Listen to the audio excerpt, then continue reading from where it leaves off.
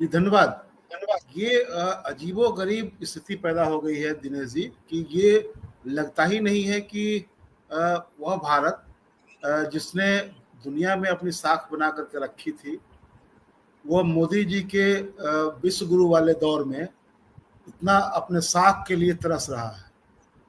जिनको अपना मित्र बताए थकते नहीं थे मोदी जी, और ट्रंप भी उनको अपना मित्र मानते रहे थे। ट्रंप साहब लगातार भारत की इज्जत उतार रहे हैं पूरी दुनिया के सामने, और एक से एक बयान दे रहे हैं वो, और उसके बदले में कोई जवाब नहीं दिया जा रहा है भारत की ओर से।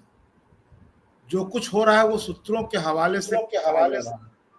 तो साफ साफ ये लगता है कि ये मोदी रिजीम का जो पूरा ताना बाना था वो उसका सिराजा बिखर गया है, और ये इनका जो डंका पीटा जा रहा था कि मोदी जी दुनिया में भारत का डंका बजा रहे हैं, वह इस पूरे मसले में पूरे समझिए कि ये लगभग 1 महीने के इस कालखंड में ये ऐसा दौर आया जिसमें कि वो पूरा रुतबा एक तरह से धराशायी हो गया। अब बताइए कि जब आप एप्पल के सीईओ को कहते हैं ट्रंप साहब कि आप वहाँ कारोबार मत करो, वहाँ प्रोडक्शन मत करो, ऐसा लगता है कि जैसे कि कोई गैंग काम कर रहा है, कोई किसी देश का मुखिया नहीं बोल रहा है, बल्कि लग रहा है कि वो कोई गैंग काम कर रहा है, और उसी रूप में और यहाँ से जवाब क्या मिल रहा है उनको? ऑफिशियली कोई जवाब नहीं दिया जा रहा है। जो भी हो रहा है वो सूत्रों के हवाले से हो रहा है। और आप कर क्या रहे हैं? आप तुर्की से संबंध तोड़ने की बात कर रहे हैं, आप अजरबैजान से संबंध तोड़ने की बात कर रहे हैं। इसका क्या मतलब है?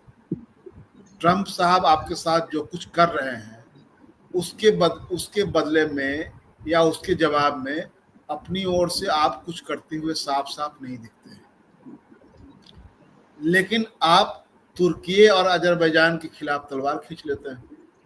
आपको लगता है कि हम इनको डरा करके, क्योंकि वो पाकिस्तान के साथ खड़ा हुआ, लेकिन जो आपके मित्र हैं जिनके लिए आप वोट मांग रहे थे, अब की बार ट्रंप सरकार,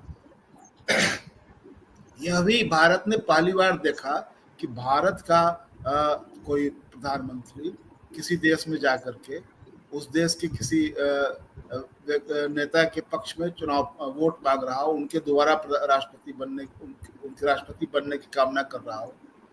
तो यह जो एग्जैगरेशन था, मुझे लगता है कि वहां जाकर के हम लोगों को देखना चाहिए कि आप चीजों को हकीकत से अलग ले जाते हैं जब, तो ऐसे ही विडंबनाएं सामने आती है कि जब वह व्यक्ति लगातार, पहले उन्होंने क्या कहा कि ये एक दूसरे के खिलाफ टिट फॉर टैट कर रहे हैं, जैसे को तैसा कर रहे हैं।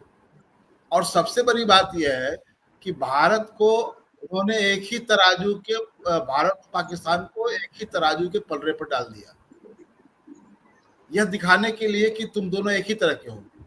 एक देश जो आतंकवाद झेल रहा है, एक देश के बारे में आप कहते हैं कि वो आतंकवाद का निर्यात करता है, उसके बाद उस देश को और भारत को आप एक ही तराजू पर तौल रहे हैं, लेकिन उसके बावजूद कोई बयान नहीं आ रहा है। अभी आपके जो विदेश मंत्री हैं वो अफगानिस्तान से अपने के साथ अब गलबहिया डालने की कोशिश करते हुए दिखाई दे रहे हैं। आप ये जो कूटनीति है, मुझे लगता है कि ये समझ से परे है, और ऐसे में पूरा मुझे अभी के दौर में भारत विश्व समुदाय में अकेला पड़ता हुआ दिखाई दे रहा है।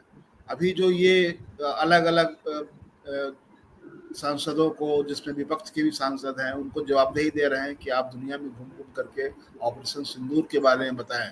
हालांकि मीडिया जो है वो इन चीजों को ऐसे पेश कर रहा है, जो डॉगी मीडिया है, कि उसको लगता है कि ये चीजें हमारा मोदी जी का गुणगान करने के लिए, भारत का गुणगान करने के लिए ये जा रहे हैं। लेकिन हकीकत क्या है? हकीकत ये है कि आप आज की तारीख में अलगाव में पड़ते जा रहे हैं। विश्व समुदाय आपके साथ खड़ा नहीं है, और उसमें अमेरिका जो सबसे आज की तारीख में जो कुछ कर रहा है उसकी वजह से और भी स्थितियां आपके अनुकूल नहीं रह गई हुई है। तो आपने जो अभी विपक्ष के लोगों को अपने साथ करने का फैसला लिया है, उसमें बहुत सारे नाम, तो जैसे कि आपके एलाइज भी हैं, उसमें संजय झा हैं, उसमें शशि थरूर के बारे में तो अब कहा जा रहा है कि वो अब आप ही के पाले में खड़े हैं।